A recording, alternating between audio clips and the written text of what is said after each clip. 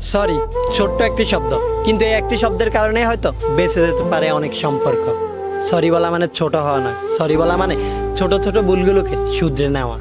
একটা বার সরি বললেই হয়তো কয়েক বছরের সম্পর্কটা ভেঙে যাওয়ার হাত থেকে রক্ষা পেত।